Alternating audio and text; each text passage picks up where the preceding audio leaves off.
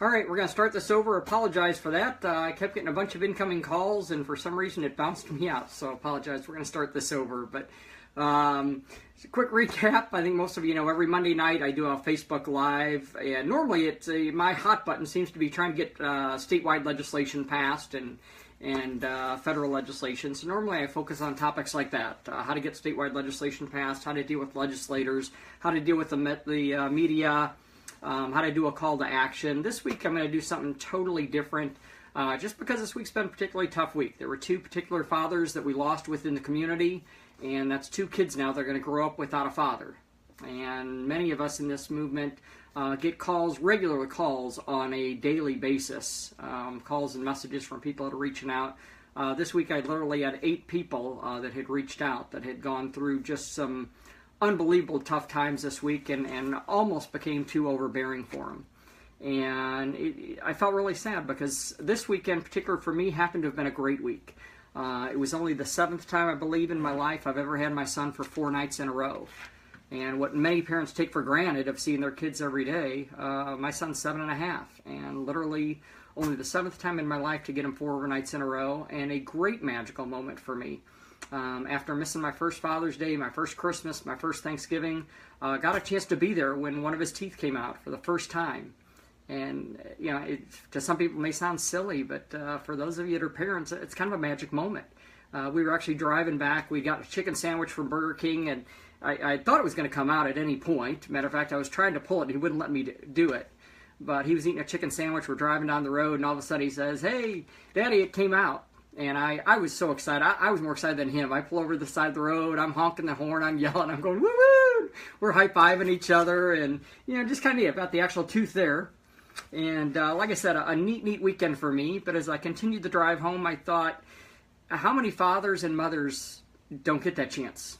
They've never been there to be able to see one of the tooth pulled. They've never been there to see some of these magic moments. And those who have been following some of these pages know what I mean. We just get these calls and messages coming day after day after day from people. And I'm certainly not an expert in this area whatsoever. This is definitely probably my weakest thing. I just really felt the calling tonight to try and do a message like that. Hopefully it'll make a difference for some fathers out there, some mothers out there, primarily within our community of people going through shared parenting, family law issues. But I think I'm going to talk general tonight. It can help some other people, and hopefully it'll save a life. I don't know. I mean, you know, when I was growing up in Boy Scouts, I still remember my lifeguarding class when they talked about the concept of reach, throw, row, go. And the last thing you want to do is swim out to a swimmer. And, you know, when you first hear that, you think, well, that's kind of dumb. You know, why waste time trying to get a pole or trying to throw something out there? Why don't you just swim out and get them?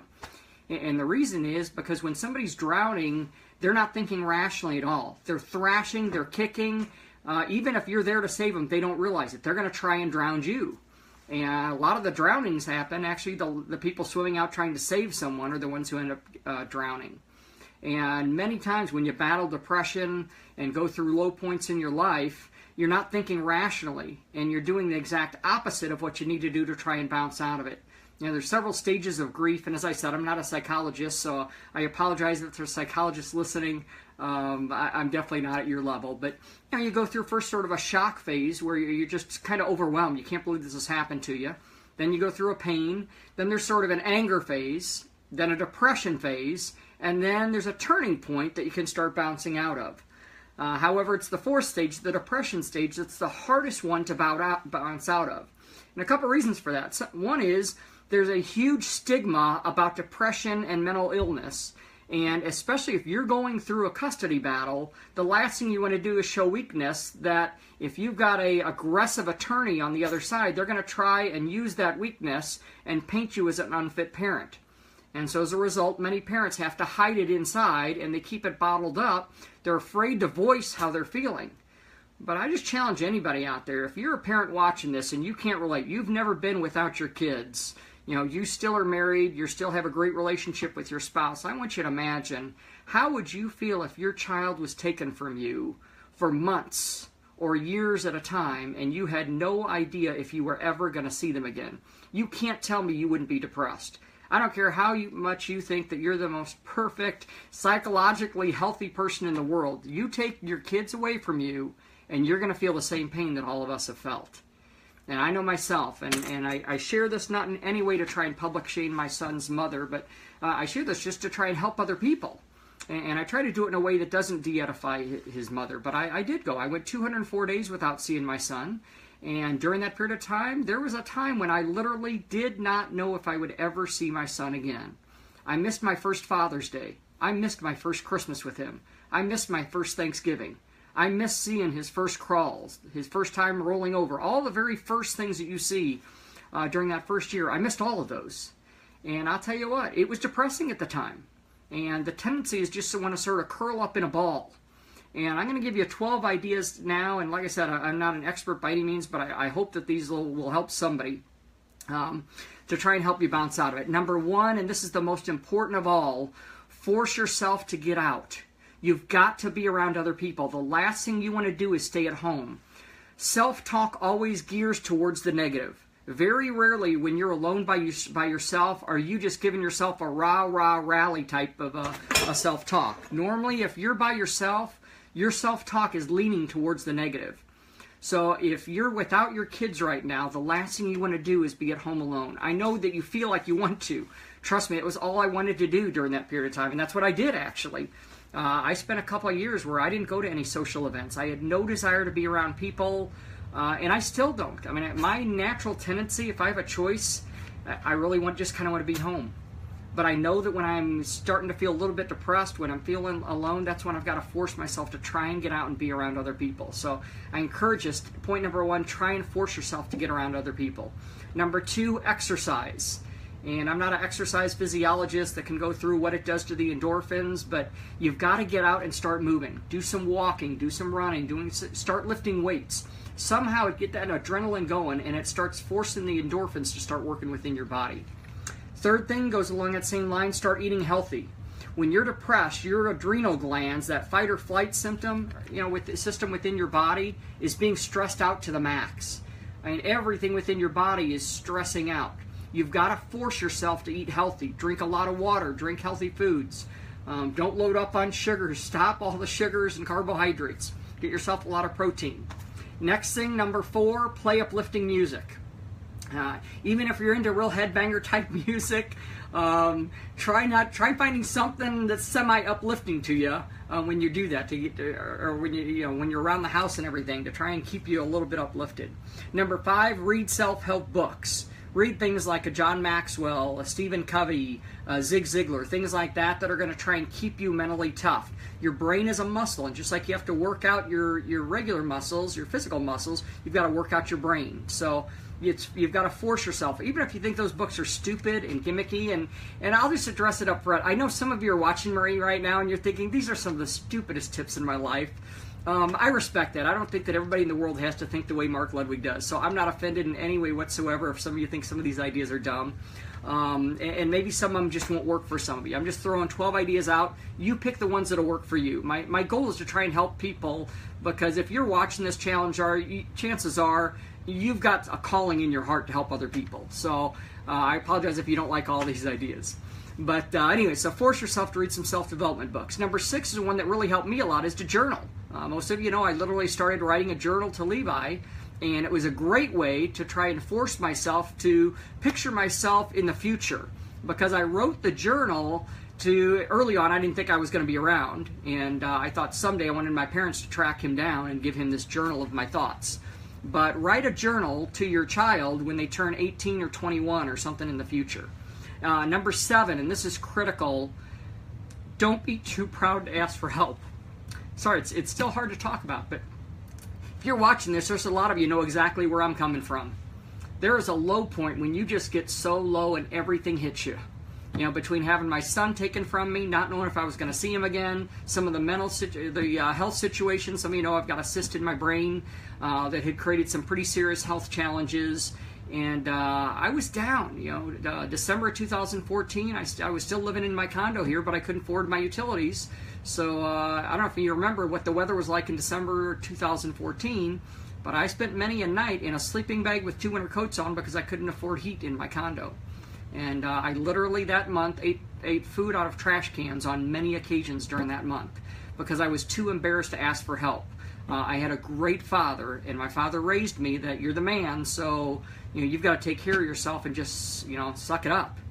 And there's just times in your life when you just get hit from too many directions. You need somebody to help you. So don't be too proud to ask for help, especially if you're going through just ultimate depression and you don't think you can make it another night. I'll tell you what, guys, the Father's Rights Movement, there are some people, and I hate to mention names because I'm going to leave somebody out, but and I almost hesitate to, but I know Emma did a great job the other night that I watched her for 10 hours talking someone out of ending his life. And I saw her going back and forth with this guy. And it's just amazing, some of the volunteers that we have for the Father's Rights Movement. And every chapter has somebody. Guys, we've been there. We know how you're feeling. So if you ever get to that point, please reach out. We want to talk to you. We want to be there to help you. I'm sure there's a ton of other organizations. My organization, Americans for Equal Shared Parenting, doesn't have the volunteers to be able to help that way. My group is primarily focused on statewide legislation and raising awareness. The best one that I've seen so far, and if there's others out there, feel free to post them, but I think the best one so far is the Father's Rights Movement that does a great job. If you're depressed, please send a private message. Somebody wants to talk to you. We care for you. We want to be there for you, and we're going to help you get through this. So either send a message to the Father's Rights Movement, or the statewide chapter. Every state has a chapter, so you could put, matter of fact, somebody's just putting about Nevada. So yeah, you would put the Nevada Father's Rights Movement, or the Missouri Father's Rights Movement, the Illinois. So type in your state, and somebody will be there to help you out. Next thing, find a church, and I hope nobody's offended by me bringing that up. You don't even need to necessarily believe. Find a good church. And if you have a question about that, send me a personal message. There's some churches that have very, very different theories. You're looking for a church that is truly, truly a Bible-based church. They're not going to judge you. They don't, obviously they would like you to try and believe like we do as Christians. But a true Christian is going to reach out and help you no matter what. We're not going to force our beliefs on you. We're going to show our love, and we're going to want you to come to our side because of the way we live our lives and the example that we live. So there are churches out there that can go and they can be a great support without being pressuring to you. If you are a Christian believer, I strongly encourage you, find a church in your area that can be a great support group. My church was just phenomenal to me. I mean, people helped me out. It was amazing. But you've got to find some kind of a support group like that. Number 9 is, and I kind of alluded to this with the journal, picture your life the way you want it to be 10 years from now. Your subconscious mind doesn't know the difference between the current situation and the future. So what I used to do, and especially when I was going through the health challenges, is we didn't know how long I had. And so I would picture in my mind being there to watch Levi go to kindergarten. And that was my all-consuming goal. I wanted to live long enough to watch Levi go to kindergarten.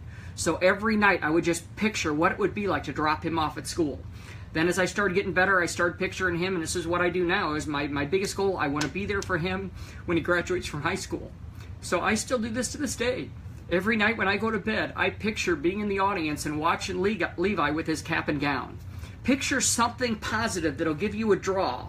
And it's amazing what's going to happen to your subconscious mind, how it's going to give you extra strength to be able to pull through.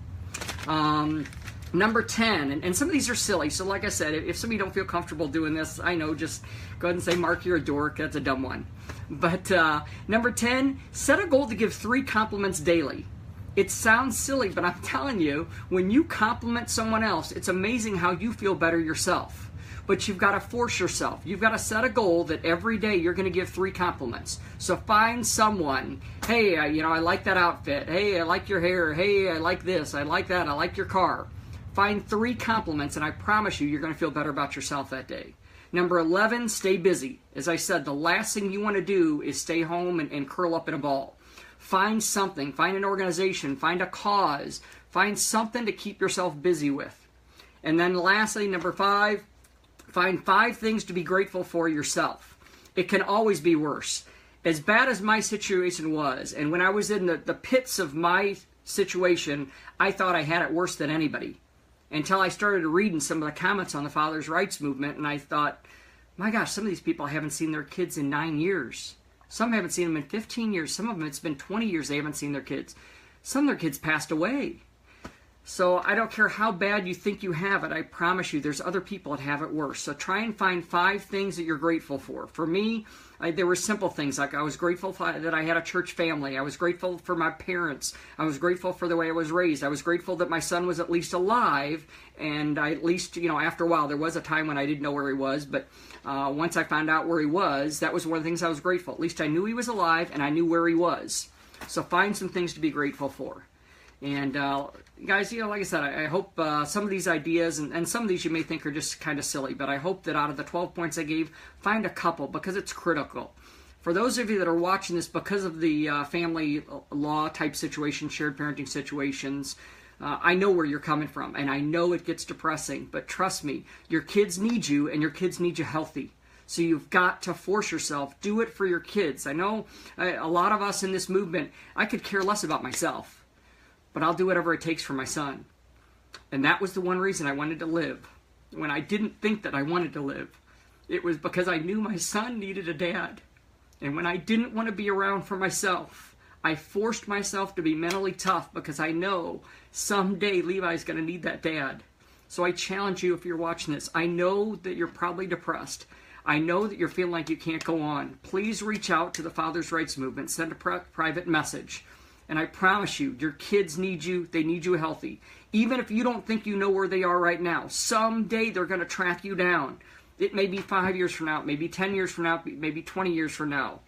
Please make sure that you're around when your kids track you down. Sorry guys, this is a really hard one to give, because we've lost a lot of good parents, and I think of how many kids are growing up without a parent, and some of them are sadly going to think that their parent ended it because they didn't want to be around. Now, those parents ended it because they were so depressed because they wanted so badly to be a part of their kids' lives. So, guys, we've got a great community of people. There are so many support organizations. As I said, that's not one of my strengths. My strength is raising awareness and statewide legislation. But if you need help, please reach out. I think the starting place is the Father's Rights Movement. Send a private message. But thanks, everybody. I'll be praying for everybody on here. Please reach out and share this message with anybody you think can benefit from it. Thanks a lot.